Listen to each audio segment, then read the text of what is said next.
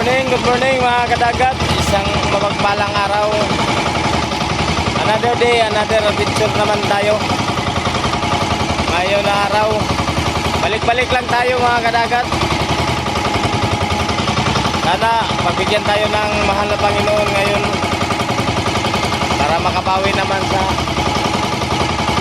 3 araw na walang huli. Sana pagbigyan tayo.